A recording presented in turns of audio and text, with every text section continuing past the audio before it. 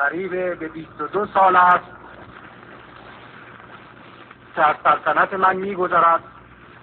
و اغلب شما در این مدت شاهد و ناظر وقایع این مملکت بوده اید و می‌دانید که تمام این مدت روزهای خوش و با سعادتی نبود. مملکت ما دچار گرفتاری‌های گوناگونی بود. مدت زمان جنگ و بعد از جنگ دچار اشکالات فراوانی بودیم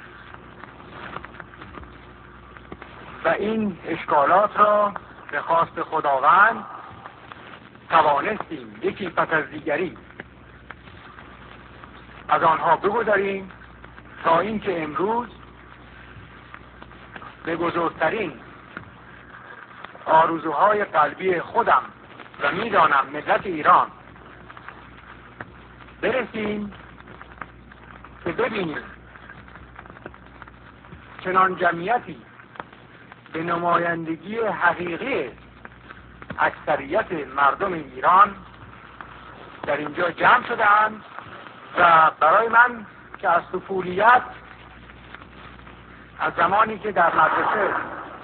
درس می‌خواندم به فکر خود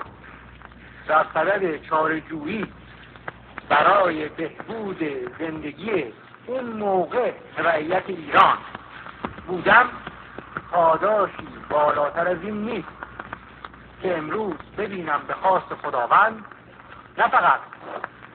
زندگی اون رعیت سابق بهبود پیدا کرده است،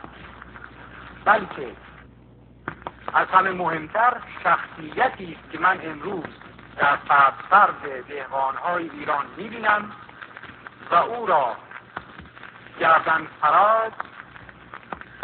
و پر از امید به آتیه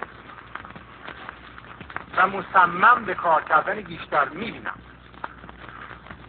برای من این ساعت شاید گرامی‌ترین و شریفترین ساعات زندگی من باشد، چون هم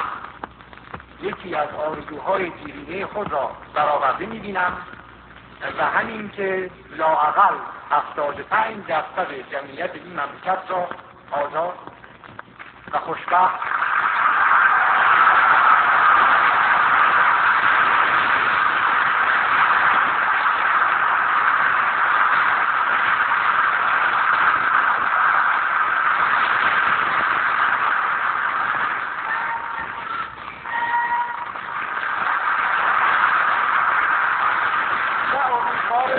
آینده.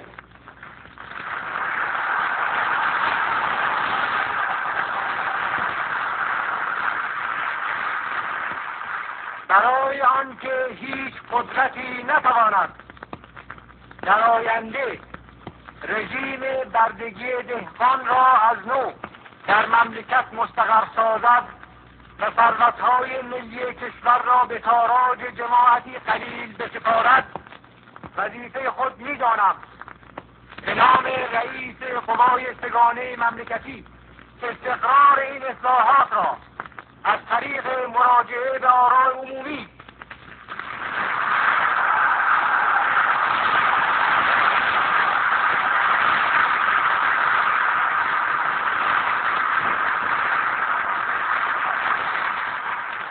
هیچ از انتخابات مجلسین از ملت ایران که حاکم بر مجلسین و منشأ اقتدارات ملی تقاضا کنم.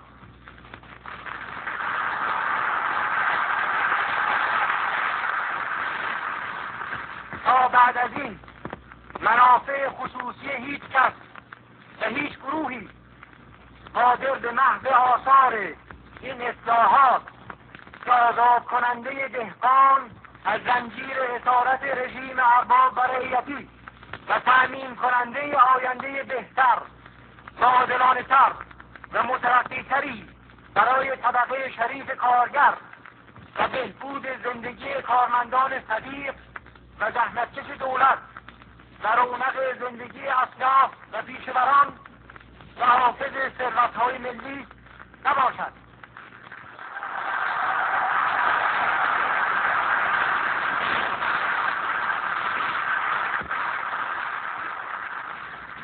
من علاقمندم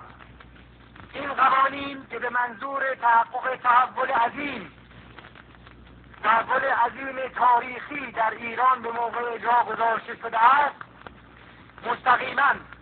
مورد تصویب